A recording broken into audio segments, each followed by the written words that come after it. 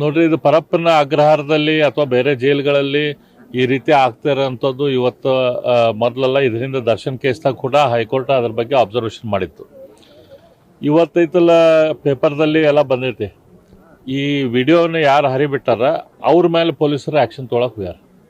ಅಂದ್ರೆ ಇವ್ರ ತಪ್ಪನ್ನು ಯಾರು ತೋರಿಸ್ತಾರಂತಂದ್ರೆ ಸರ್ಕಾರ ಅವ್ರ ಮೇಲೆ ಆ್ಯಕ್ಷನ್ ತೊಗೊಳಕ್ಕೆ ಹೊಂಟೈತಿ. ಇದು ಎಂಥದ್ದು ನ್ಯಾಯ? ಯಾರವ ವಿಡಿಯೋ ಹರಿಬಿಟ್ಟಾನ ಅವ್ನು ಕರೆದು ಸನ್ಮಾನ ಮಾಡಬೇಕು.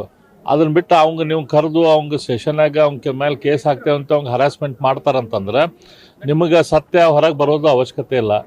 ನೀವು ಜೈಲಿನಲ್ಲೂ ಭ್ರಷ್ಟಾಚಾರ, ಹುಟ್ಟಿದಾಗೂ ಭ್ರಷ್ಟಾಚಾರ, ಸೆರೆದಲ್ಲಿನೂ ಭ್ರಷ್ಟಾಚಾರ, ಸತ್ತಾಗೂ ಭ್ರಷ್ಟಾಚಾರ, ಇದನ್ನು ನೀವು ಮಾಡ್ತಾ ಇದ್ದೀರಿ. ಹಾಗಾಗಿ ನಾವು ಸರ್ಕಾರಕ್ಕೆ ಒತ್ತಾಯ ಮಾಡ್ತೇವೆ, ಇದಕ್ಕೆ ಸಂಬಂಧಪಟ್ಟವ್ರ ಮೇಲೆ ಇಮಿಡಿಯೇಟ್ಲಿ ಅವ್ರನ್ನ ಡಿಸ್ಮಿಸ್ ಮಾಡುವಂಥ ಕೆಲಸ ಮಾಡಿರಿ. ಈ ರೀತಿ ಇನ್ಫಾರ್ಮೇಷನ್ ಯಾರು ಕೊಡ್ತಾರೆ ಅವ್ರಿಗೆ ನೀವು ಬಹುಮಾನ ಕೊಡುವಂಥದ್ದು ಮಾಡಿರಿ. ಈಗ ಇನ್ಕಮ್ ಟ್ಯಾಕ್ಸ್ ಡಿಪಾರ್ಟ್ಮೆಂಟ್ದಾಗದು ಯಾರು ಇನ್ಕಮ್ ಟ್ಯಾಕ್ಸ್ ತಪ್ಪಿಸಿದವ್ರ ಮೇಲೆ ಇನ್ಫಾರ್ಮೇಷನ್ ಕೊಟ್ಟರೆ ಅವ್ರಿಗೆ ಇನ್ಸೆಂಟಿವ್ ಕೊಡ್ತಾರೆ. ಆ ರೀತಿ ಜೈಲಿನಲ್ಲಿ ಆಗ್ತಿರುವಂಥ ತಪ್ಪುಗಳು ಅಥವಾ ಸರ್ಕಾರದಲ್ಲಿ ಆಗ್ತಿರುವಂಥ ತಪ್ಪುಗಳನ್ನ ಯಾರಾದರೂ ಎತ್ತಿ ತೋರಿಸಿದ್ರೆ ಅವ್ರಿಗೆ ಬಹುಮಾನ ಕೊಡೋದು ಬಿಟ್ಟು ಅವ್ರನ್ನ ಹರಾಸ್ಮೆಂಟ್ ಮಾಡುವಂಥ ಕೆಲಸ ಸರ್ಕಾರ ಮಾಡಬಾರ್ದು.